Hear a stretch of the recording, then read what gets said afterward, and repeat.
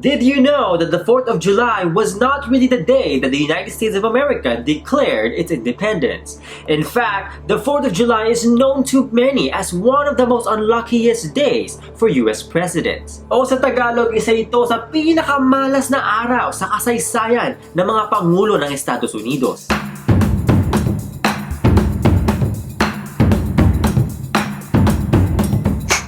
Mabuhay o sa Kapampangan, luwid kayo. Welcome to another raw vlog, and today we'll be talking about some of the most significant events on the first week of July, or at least the significant ones according to this book, What the Fact by Gabe Henry. So let's begin with July 1. On July 1st, 1894, when anthropologists of the future study our browser histories, don't think they won't, they will deduce a feline worship on par with the ancient Egyptians. So, feline worship meaning ang pagsamba sa mga pusa, gaya ng mga sinaunang tao sa Ehipto. We have one man to thank for that. On this day, Thomas Edison produced the Boxing Cats, the world's first ever cat video. Filmed at his studio in West Orange, New Jersey, the 21-second clip shows two glove kitties trading hooks and jabs inside a litter box-sized ring, as a grinning human referee looks on. Edison's caption reads, "A glove contest between trained cats, a very comical and amusing subject, and is sure to create a great laugh." The man was seriously ahead of his time. So this July 1st, 2020 marks the 126th year since the very first cat video. Thanks to Thomas Edison. I actually have seen this video. I remember watching this video back when I was studying filmmaking in college, or was it high school?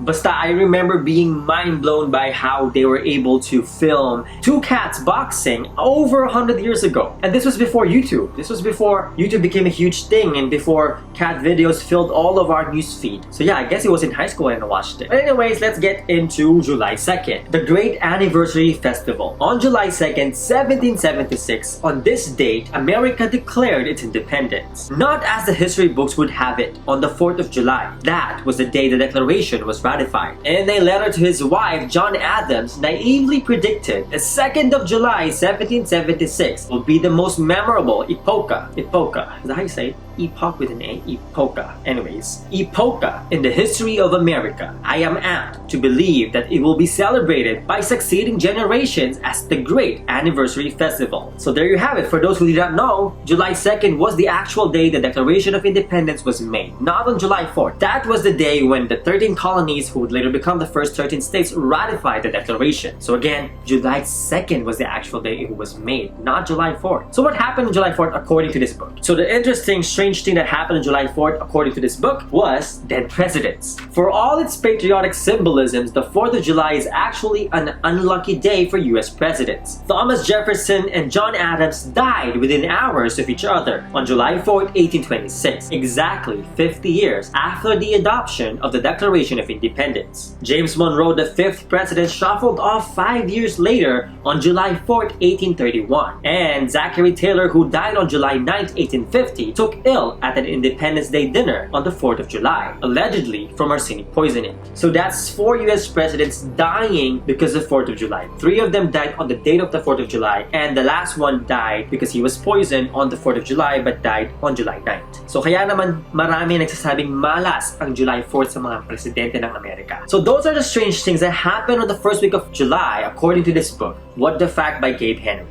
Now, before I go, let me just remind you of a quote, one of my favorite quotes whenever the 4th of July is coming. As the nation, as the United States celebrate the 4th of July this year, and as many Americans all over the world celebrate the 4th of July 2020, here's a quote as a reminder from one of the greatest American scholars, one of the greatest American thinkers, one of the greatest black activists in the history of the world, Frederick Douglass. One of the greatest black icons that I look up to. So he gave a speech, an Independence Day speech on the 4th of July, 1852, and here's a quote from that speech. "What to the American slave is your 4th of July? I answer, a day that reveals to him, more than all the other days in the year, the gross injustice and cruelty to which he is the constant victim. To him, your celebration is a sham, your boasted liberty an unholy license, your national greatness swelling vanity, your sounds of rejoicing are empty and heartless, your denunciation of tyrants brass-fronted impudence, your shouts of liberty and equality hollow mockery, your prayers prayers and hymns, your sermons and thanksgivings, with all your religious parade and solemnity are to him mere bombast, fraud, deception, impiety, and hypocrisy, a thin veil to cover up crimes which would disgrace a nation of savages. There is not a nation of savages. There is not a nation on the earth guilty of practices more shocking and bloody than are the people of the United States at this very hour. Go where you may, search where you will, roam through all the monarchies and despotisms of the old world, travel through South America, search out every abuse, and when you have found the last, lay your facts by the side of the everyday practices of this nation, and you will say with me that for revolting barbarity and shameless hypocrisy, America reigns without a rival. So that's one of the most powerful quotes, powerful speech about the 4th of July in history, and it was said by the great Frederick Douglass back in 1852, 168 years ago. And in that 168 years, we've made progress in this country. But as we've seen in the past weeks alone, justice for Black people remains elusive. Racist violence remains rampant. Lynching is still happening around us. And Black people are still seeking justice. Justice for the over 4 centuries of slavery, segregation, racism, violence, genocide that has happened. So this quote is a powerful reminder to us that there is still a lot to be done. That for this nation to truly be the land of the free, that we must take action to protect one another. We must take action and stand in solidarity with one another. Imagine 400 years, over 400 years of injustice, almost 5 centuries of injustice, of justice being elusive to millions of people in this land of the free. And as the saying goes, without justice, there can be no peace. And for my fellow Filipinos out there, we must also remind ourselves that we are not immune to racism. We are not the model minority the system would like us to believe.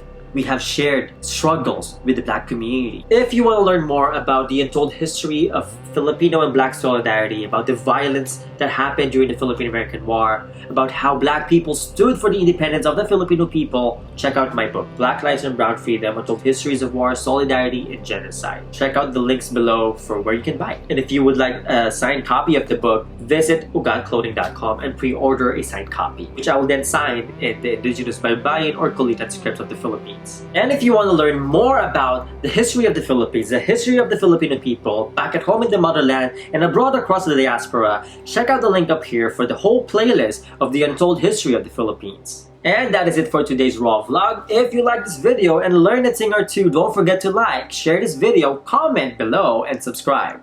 And if you want to help me make more videos like this, show your support and please be my patron or get a copy of my book. Dahil pong salamat. See you next time mga Tagalog kita kits and Kapampangan, Mikitix.